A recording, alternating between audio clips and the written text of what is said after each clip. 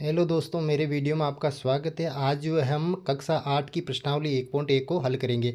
देखो, इसके अंदर पहला प्रश्न क्या बोल रहा है। निम्नलिखित प्रत्येक में गुणन के अंतर्गत उपयोग किए गए गुणधर्म का नाम लिखना है।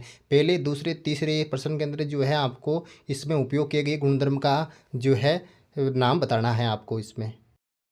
देखो दोस्तों, पहले प्रश्न में हम कर लेते हैं कि कौन से गुणधर्म का प्रयोग हुआ। देखो, -4/5 को इसने 1 से गुणा किया है, बराबर। फिर 1 को गुणा किया -4/5 से, तो हमें 4/5 प्राप्त होता है। तो देखो दोस्तों, यदि मैं यहाँ पर एक संख्या लेता हूँ ए को जो है मैं करता हूँ 1 से गुणा दोस्तों, बराबर। फिर एक को वापस ए से गुणा करता हूं तो दोस्तों मेरे पास क्या प्राप्त होगा, ए।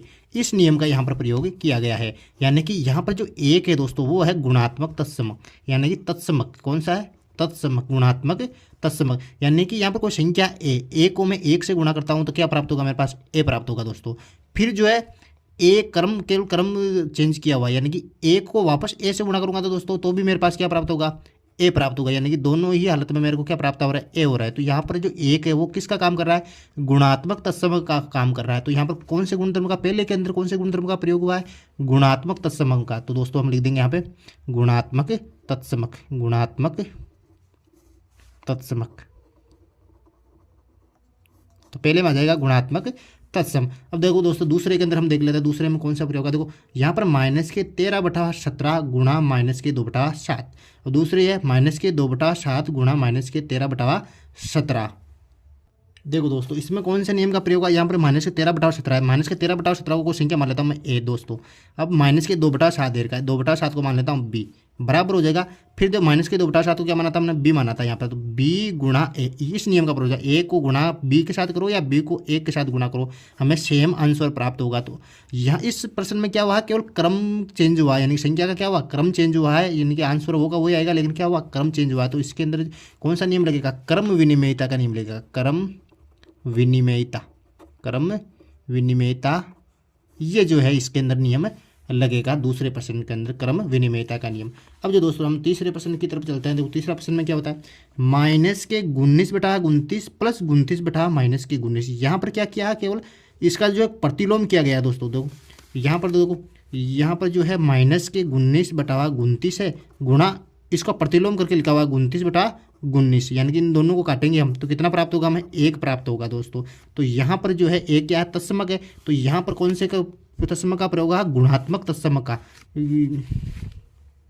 सॉरी गुणात्मक प्रतिलोम का। यानी कि प्रतिलोम हुआ ना यहाँ पर, तो गुणात्मक प्रतिलोम का जो है यहाँ पर कौन सा नियम लग जाएगा, गुणात्मक प्रतिलोम, गुणात्मक प्रतिलोम।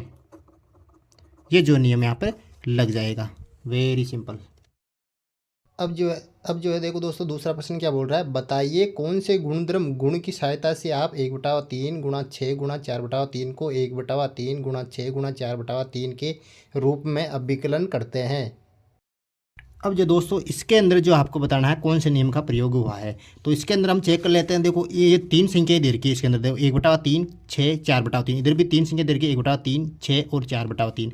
यानी कि मैं तीनों संख्याओं को यदि मानूँ ए, बी और सी मानो दोस्तों, इन तीनों संख्याओं को, यानी कि 1/3 को मैंने ए माना है, 6 को जो है बी माना है, और 4/3 को मैंने सी माना है। तो ये देखो यहाँ पर नियम कौन सा बन रहा है, 1/3 यानी कि ए गुणा 6 को क्या लिखूंगा, बी गुणा सी, ये वाला नियम बन रहा है, बराबर। इधर क्या 1/3 को क्या लिखा, ए गुणा बी कोष्टक गुणा सी, ये वाला जो नियम लग रहा है, यानी ए गुणा बी गुणा सी और ए गुणा बी गुणा सी। अब यदि दोस्तों मैं मन से यदि 3 संख्या लूँ यहाँ पर, 2 3 और ये 3 संख्या लूँ, इसको ए मानूँ, बी और सी, यानी कि 2 को मैंने ए माना है, बी माना है और सी माना है। इन तीनों संख्याओं को यदि इसके अंदर को दो, 1 का बराबर 2 गुणा बी का मान 3 गुणा 4, बराबर इधर ए का मान रखो 2 गुणा बी का मान 3 गुणा और सी का मान ये हो गया 4। यानी कि 2 गुणा 4 तिया कितने हो गए, 12। अब इधर देखो 2 तिया 6 कोष्टक गुणा 4, यानी कि 12 दूनी कितने हो गई, इधर 24 और इधर 6 चौका कितने हो गए, 24। यानी कि दोनों को यदि मैं हल करूं तो कितना आ रहे, इधर भी 24 आ रहे, इधर भी 24 आ रहे। तो देखो दोस्तों, तो यहाँ पर भी क्या होगा, इन तीनों संख्याओं को गुणा इधर करूँ मैं तो भी 24, एक ही संख्या आएगी सर, और इधर भी तीनों को गुणा करूँ तो क्या है, एक समान संख्या आएगी। तो इस नियम का यहाँ पर प्रयोग हो रहा है, ए गुणा बी गुणा सी और ए गुणा बी गुणा सी। तो ये नियम कौन सा कहलाएगा दोस्तों, साहचर्यता का नियम। कौन सा नियम है, साहचर्यता का। तो इसके अंदर जो कौन सा नियम लगा, साहचर्यता का नियम। यहाँ यहाँ साहचर्यता का नियम, साहचर्यता का, या इसको सहचरिता का नियम भी बोलते हैं, सहचरिता का नियम उपयोग में हुआ है, उपयोग में हुआ है। बस इतना सा आपको यहाँ पर करना है, वेरी सिंपल।